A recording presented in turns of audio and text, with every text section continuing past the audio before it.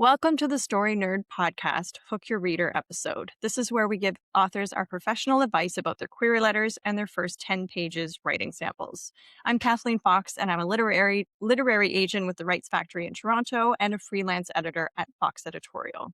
And I'm Valerie Francis. I'm a writer and a story editor, and I teach women who are writing in all genres how stories work so they can finish their books faster and without frustration.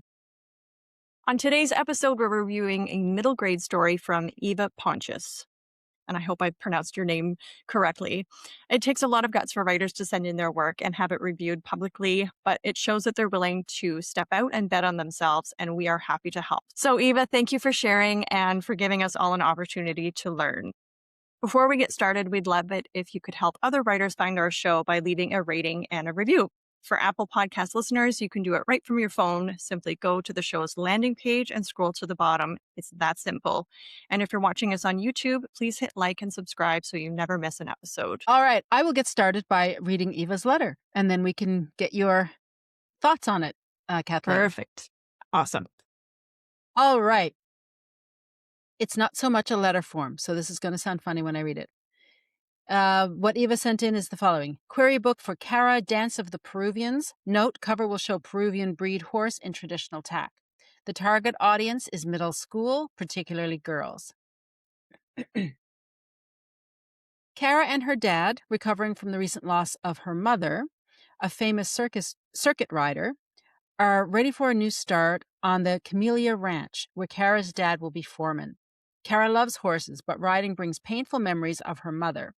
As soon as they arrive, Cara's dad, a very calming man, is confronted by a man who says he is the foreman, Mr. Wend, and that he is already living in the apartment above the barn they thought they were to have.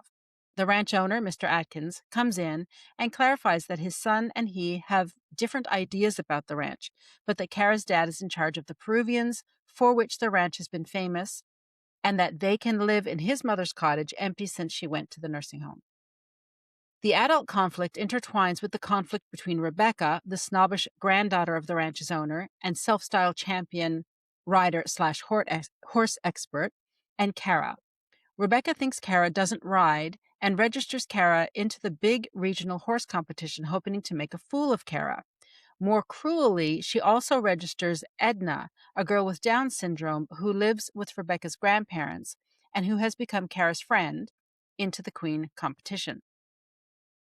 It comes to a head when Rebecca takes out a poorly trained, mistreated horse and is injured. Cara rescues Rebecca, but Mr. Wend blames Cara and is about to take his anger out on the horse when the elder Mr. Atkins intervenes. He has seen the whole thing. It turns out that Rebecca's father and Mr. Wend's poor treatment of the horses has put the ranch's reputation at risk. He tells his son that if he wants to inherit the ranch, he needs to apprentice under Cara's father. He then tells Cara of the joke registration and asks if she would consider competing. Of course, Cara wins. Edna doesn't win as queen, but the other queens decide to have her lead the parade of the pesos. In a twist I'm still developing, a Special Olympics official is seeking supplies for their dressage shows, and even though the Peruvian competition differs, feels that the gentle breed would be perfect. Along with the above cast is Rebecca's cantankerous but fun grandmother and her mother-in-law in a nursing home. I bring some aspects of ranch life from my childhood on California farms. I decided to introduce Peruvians after hearing about a lady in the assisted living facility where my parents now reside. Similarly, I highlight camellias because my grandfather was an amateur expert. I keep the story light and fun for a middle school audience, but I do touch on serious subjects lightly. I currently reside in Western Pennsylvania, where I am emerging from a 25-year break for a little project I call Raising My Sons. Thank you for your consideration. All right, Kathleen, jump in and give us your thoughts on Eva's query letter. Yeah, I just first want to comment on a 25-year break for a little project I call Raising My Sons. I thought that was funny. Before I get into my thoughts, I just want to remind our listeners and reviewers that any advice or recommendations I provide here are my own and not reflective of the Rights Factory or other agents. So my first thought, well, I have a lot of thoughts. um, I do have a thought about the cover. It says, note the cover will show Peruvian breed horse in traditional tack. We definitely don't need to worry about the cover at this stage, and we don't need to tell the agent anything about the cover. The cover, if you're querying an agent, that means you want traditional publication, and that means if they go out on submission and hypothetically speaking, they get a deal for you, and so you sign with a publisher, they take care of all of that stuff. You will likely have some input, but that is done through a cover designer that is through the publisher. So um, I don't know if you're, like investing in having an artist create a cover for you, but I wouldn't go that route at this point. Um, so yeah, the query letter. My first thought was that it is quite a bit longer than it should be at first glance, especially for an MG novel. It goes on to, if it goes on to a second page or even fills up the entirety of the first page, then you know it's too long just by a glance. So that sends a signal to me that perhaps the writer hasn't been able to distill their story into clear, concise paragraphs. Brevity is an important thing to consider in a query letter. Um, we basically need to know 5 things in the plot paragraphs: who the character is, what they want, who or what is standing in their way, what big risky thing they have to do to get what they want, and what's at stake for them.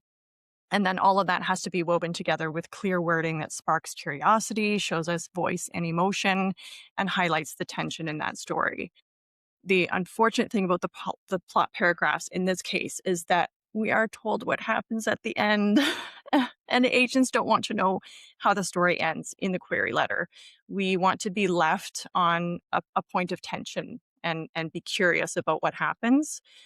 Like basically take us right up to whatever the climax is and leave us hanging there wondering what's going to happen, and how the protagonist will deal with everything and figure things out so that we want to get to those pages. Um, the beginning doesn't open with a standard greeting or introductory paragraph. I don't know if that was just because you were sending it here to us at the podcast, but just in case, make sure you use a standard greeting like "Dear Agent Name," and then begin with a personalization, something that tells them why you're querying them. And then the book's metadata: the age, category, the genre, the word count, the title, and then the comps. And there were no comps listed here. So that is a really important thing in the query letter to have, because it helps agents position the book in the market in their minds and get a sense of like the vibe of the story that we're about to get into. Um, I would like to know a little bit more about Kara. I would love to know her age and maybe a descriptor or two at the very beginning of the plot paragraph so that we know what kind of like what her personality is like, and introduce her dad at all. Her dad isn't introduced in the pages either by name, which seems odd to me, but we'll get there in a few minutes. Um, Also, and maybe this is just me, but I wasn't sure what circuit rider meant. So I had to look that up. But, I'm sure some people know what that means, but don't assume that agents will pause reading a query to go and look up definitions of things mentioned. They won't have time for that. So I would make sure it's clear what that means. Um, my main thing with the plot paragraphs is that I think they could be pared down and tightened up quite a bit, but there is a lot of like extra information there that we don't need. So like they kind of meander down the page, and you want everything to be sharp and succinct and concise. Um, I was confused about this other foreman, Mr. Wend, and Mr. Atkins' son. I wondered if they at one point were the same people, and then I got to the pages, and I still can't say I could say with 100% certainty if they were the same person. I think they're two different people. So I would want some clarity about that.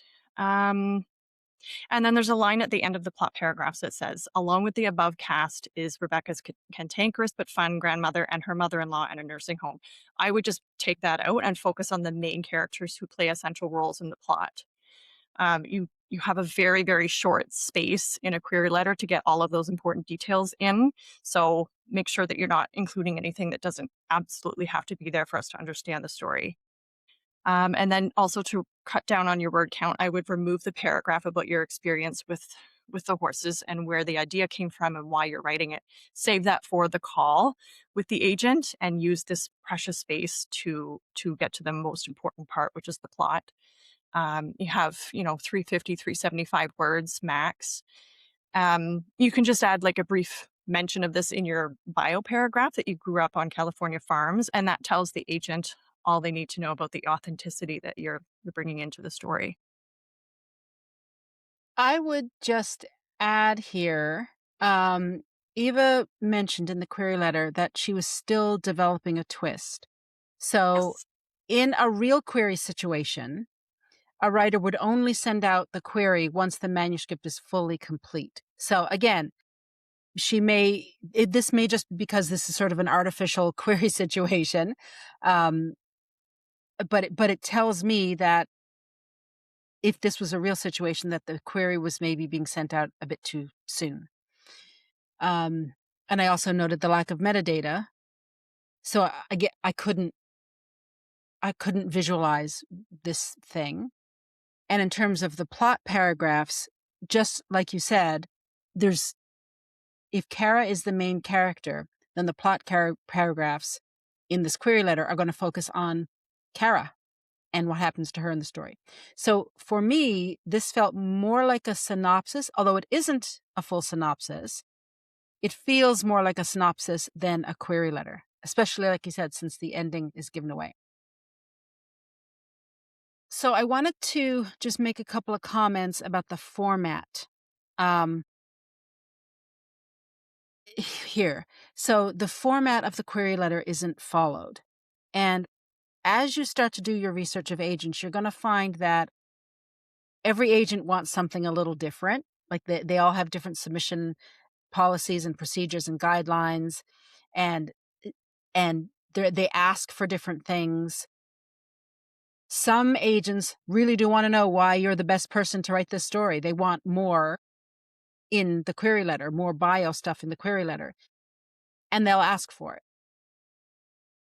So, in terms of the sort of baseline query letter format, um, like Kathleen said, in the first paragraph, you're going to have information about the book and the comp titles and the word count and the genre and all that kind of stuff. And then in the middle of the letter, it's the plot paragraphs. What is your story about?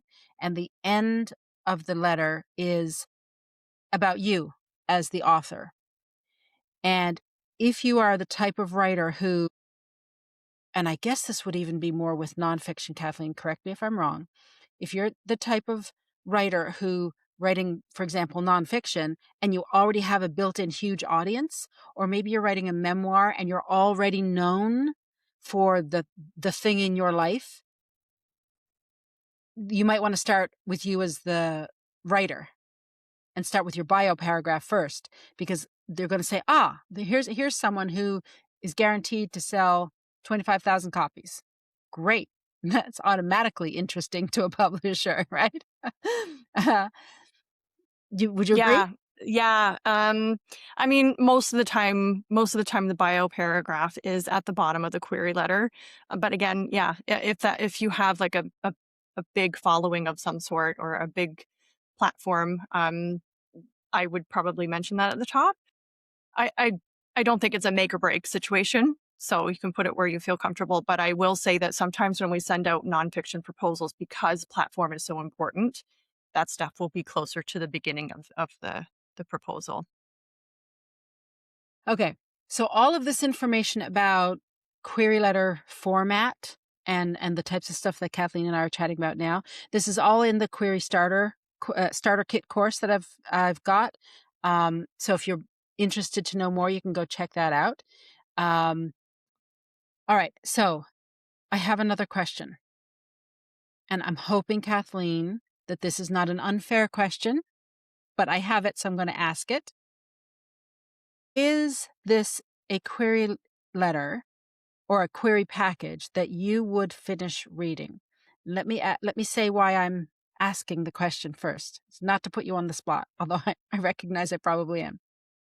So if I pretend that I'm a literary agent, I'm putting myself in your shoes, and I'm staring at an inbox with maybe 750 emails that I have to go through because I'm looking for my ideal, my dream clients, and they could be in that 750. I got to go through them all. This particular query letter is telling me that the author has queried too soon. And so I wonder, is it worth my time to read the pages? What do you think? Yeah, I can if this was the actual query letter and it's starting out the way that it does, I would know right from the get-go, right from the very, very opening that it's not quite ready. And just by glancing at it, sometimes we do get longer query letters and, that's if it's something that catches our eye, we'll still read it. But I'm not accepting MG anyways, but if I were, then uh, just there's too much in here. Like it's not succinct enough. It's not giving me the detail. So I wouldn't I wouldn't finish, unfortunately. Okay. That's kind of what I thought. If I sort of try to imagine facing an inbox of 750 emails that you must read, you can't just sort And of scroll through and go, "Oh, those are the promotional emails I don't need to read. I can just delete those without reading." You can't do that. These are queries. You've got to read them. and that's accurate. That is accurate. We have hundreds and hundreds of emails, queries in our inbox at any given time, and it's we have to be selective. So you've got to make sure that your query letter is 100% ready to go, and that your story is not still, like a twist that you're still working out. Make sure that that's complete too. And am I right in thinking that for the most part, queries are kind of read outside office hours? I'm thinking that during the workday, you're busy working with the clients that you have, getting their submissions ready to go out, working with them on preparing, making editorial changes to their manuscripts so that they're ready.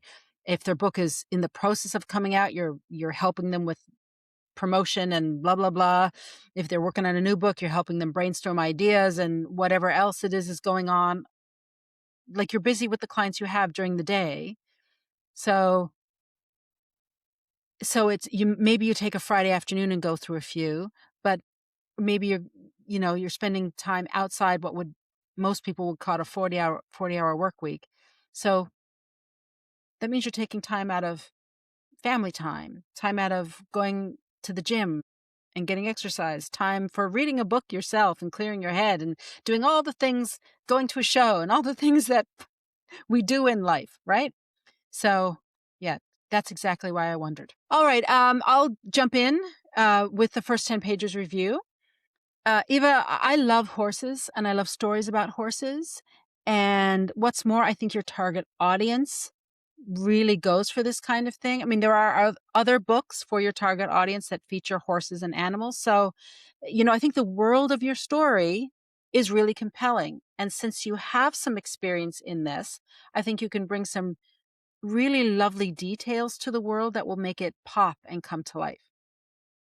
However, I think you're not quite ready to query yet, Eva. And when I say things that are direct like that, some people give me a hard time. When I first started as an editor, I wouldn't have been quite so direct until I started to meet writers who had spent literally years. One guy had been working on the same book for 25 years. He'd sent it out to a lot of agents and literary this and that. And everyone praised him and praised him and praised him, but then said, it's not for us. And the book was 250,000 words and it was still growing. And I just thought to myself, if someone had been honest with him 24 years ago, he could have fixed that book and maybe became a wonderful, amazing writer instead of toiling away on the same book over and over and over for 25 years. So my directness is coming from a place of kindness, so that writers can fix mistakes, and we all make mistakes when we start out, and you know what, I think most of us keep making mistakes as we go along, because this is a business where a lot of it is learn as you go, and We're always writing to the edges of our ability, which means we're always learning something new and leveling up. So seriously, everything I'm about to say is coming from a place of love. um, I think, Eva, there are some foundational things that you need to work on, both with respect to your line writing and the storytelling as a whole, and even the presentation of the writing sample pages. So my first recommendation is to pay close attention to the formatting. Just like the query letter has a format, the first 10 pages have a format. So you want to use Times New Roman 12 point for the entire submission. Don't alternate fonts partway through. You want to double space it, and you want to use indented paragraphs with standard margins, and number your pages and all that kind of stuff. I also recommend that you pay close attention to punctuation and capitalization. Now, of course, when you're writing a first draft, you or me or Kathleen or anybody else, when we're writing our first draft, don't worry about any of that kind of stuff. You cannot write and edit at the same time. It's like putting your foot on the gas pedal and the brake pedal at the same time. You'll go nowhere. And then people say, I'm blocked. You're not blocked. You're just trying to do two opposing things at the same time. So like things like punctuation and capitalization and the proper use of quotation marks and all that kind of stuff, that can all be cleaned up in the final line edit before you submit. So don't stress about it. I just want to flag it for you so that you put it on your list of things to check before you submit. A couple of other things for you to pay attention to are the use of exclamation marks and ellipses and capitalizing words to show emphasis. I'm the queen of exclamation points, so I do not say this as a criticism at all. And if you read the first Harry Potter book, it is just drowning in ellipses. Like, how an editor didn't clean that up, I don't know. So you're going to see examples of it, 100%.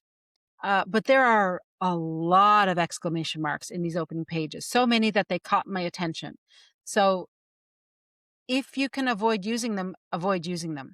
If you are going to use them, then you get maybe a half dozen for a full novel. Maybe. So use them sparingly. And if you're going to use ellipses, use those sparingly so that they're adding to the storytelling, not distracting the eye from the page. As a general rule, you want to write out numbers instead of using digits. If you get the Chicago Manual of Style, it's going to help you with all this kind of thing. The other thing you can do, of course, is to really look at the books that are published by the major traditional publishing houses and model how they do those kinds of things. How do they approach numbers? How do they do quotation marks? How do they do dialogue tags? And you'll just see how it's done from that, and you get to read great stories at the same time. The one thing that I would say is, I know you live in the US, so I would pay particular attention to the books that are published in the US, because there are different guidelines based on where the book is published. Like, for example, in the UK, for quotation marks, they use the single quotation mark around dialogue, and the US uses double. Okay, now, with respect to storytelling aspects in the opening pages, I think the biggest lever that you can pull here to improve your overall storytelling ability is to learn how to write scenes that work. This is the kind of thing I do with my clients one-on-one. It's really hard to get into on a podcast. But I'm in the process of working on an online course to help writers with this. That'll be much less expensive than one-on-one training. That should come out later in 2026, so keep an eye to that. And for anyone who's on my mailing list, you hear about it first, and there's always discounts that nobody else gets. All sorts of little bonus things that people on the mailing list will get that if you're not on the mailing list, you're missing out. So in the meantime, since that course does not exist yet, I want to give you a few things to think about and work on. Now, I don't know the genre of your story for sure, but I'm guessing it's a coming of age story or a maturation story. And I'm saying that because a lot of books for this target audience are maturation stories. You're going to want an active protagonist. In fact, not just active, but proactive. Kara is the main protagonist, sorry. So she needs to be driving the action. In your sample pages, Kara is mostly a passive character. She is very much an observer for the first 7 pages. Now, she is a little more active, although not proactive, on pages 7 and 8. And then on page 9, you switch point of view entirely. And there was nothing in your query letter that let me know that it would be a dual POV story between Kara and Rebecca. So that caught me off guard as I was reading your pages. So if you just focus on making Kara a proactive character, I think a lot of the other aspects of storytelling will just naturally start to fall into place. They'll just happen because Kara is being proactive. So the last thing that I'm going to mention is that you're opening the book on a line of dialogue. And this is something that you can easily fix and switch out. And will you find examples of books that are published that start with a line of dialogue? Yep, you sure will. But here's why it is recommended that you not do this. And why, if you approach it the way I'm going to suggest you approach it, it's actually creating a stronger opening and is giving your book a much greater chance of getting your reader's attention. Okay. When you start with a line of dialogue, the reader can't attach to it emotionally because they don't know who's talking. It could be the protagonist. It could be somebody else. We don't know what relation they have to the protagonist. We don't know what they're talking about. Like, we don't know what it means. It's out of context. It's just this disembodied voice floating out there. So, and then it's usually followed by a dialogue tag, right? Like, said Valerie. Well, if you just switch it around and describe the character first and then put what the character says, at least you have an anchor for the spoken word.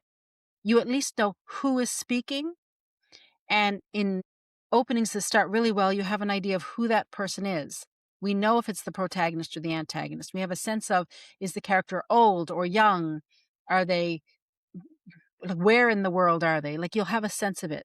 So go through your bookshelf and pull out all the middle grade books, especially, well, for any age category, actually. Find the ones where dialogue starts really early and just see how they've set it up.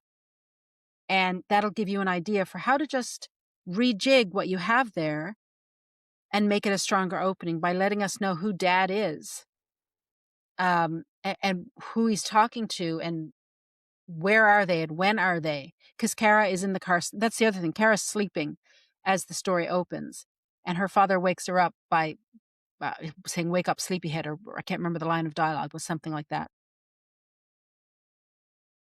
Maybe it would be better to have Kara start awake and maybe daydreaming out the window, or looking at the things, this new world going by the window, and we get to feel her apprehension because she doesn't know.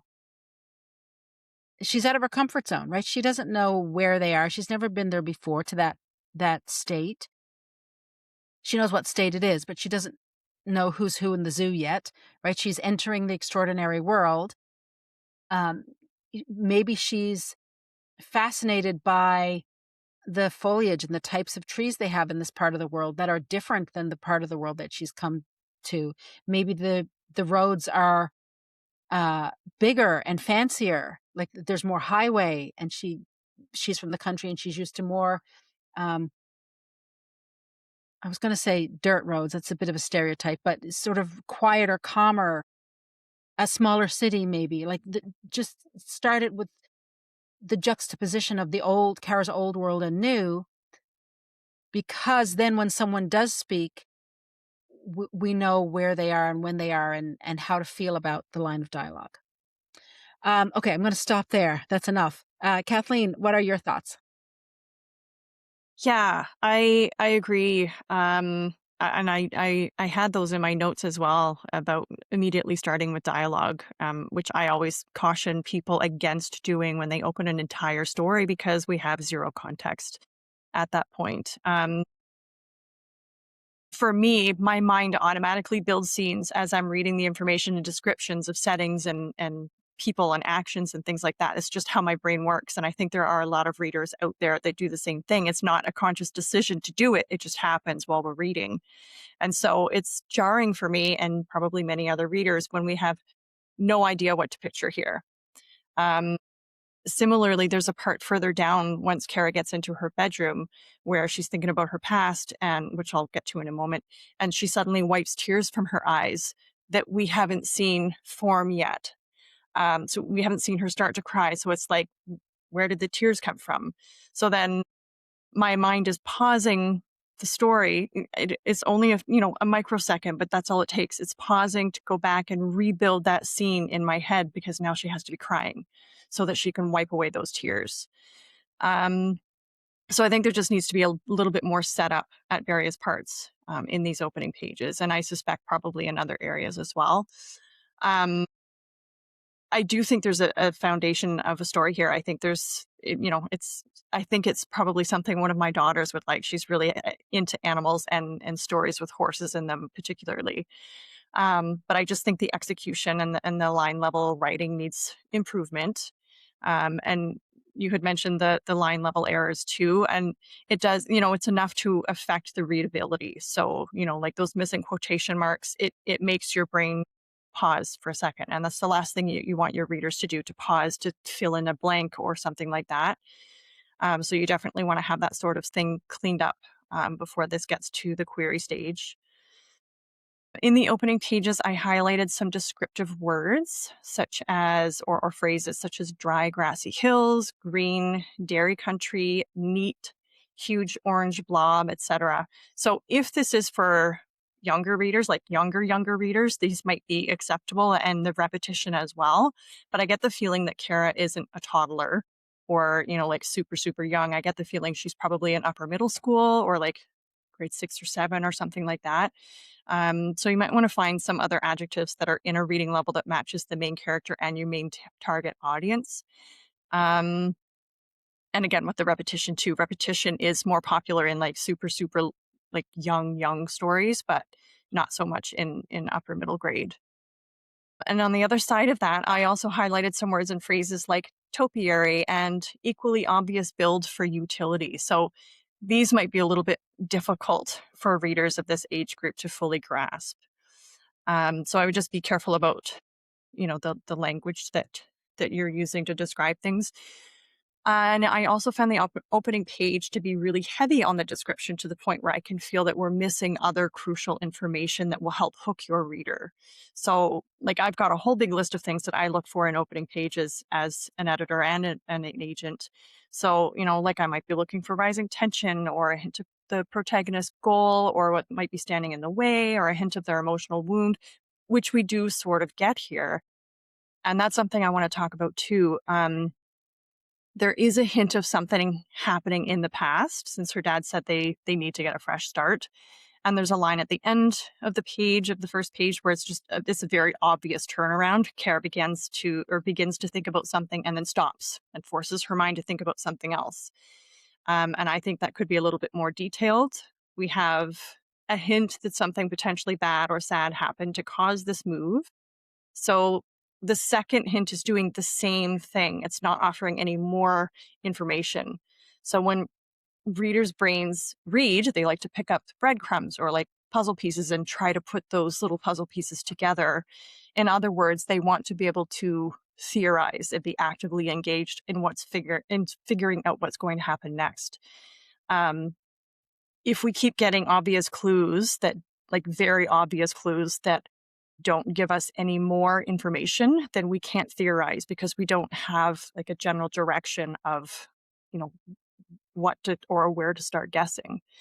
And we do get another hint or two later on, but again, we're not offered any further or different information. So each time you drop a hint or a clue, it should give us a little bit more of that puzzle.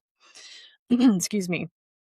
So it begins to feel like information is purposely being withheld, and that can get frustrating for the reader. It's better to hint and make them curious so they can feel like they're actively participating in figuring things out.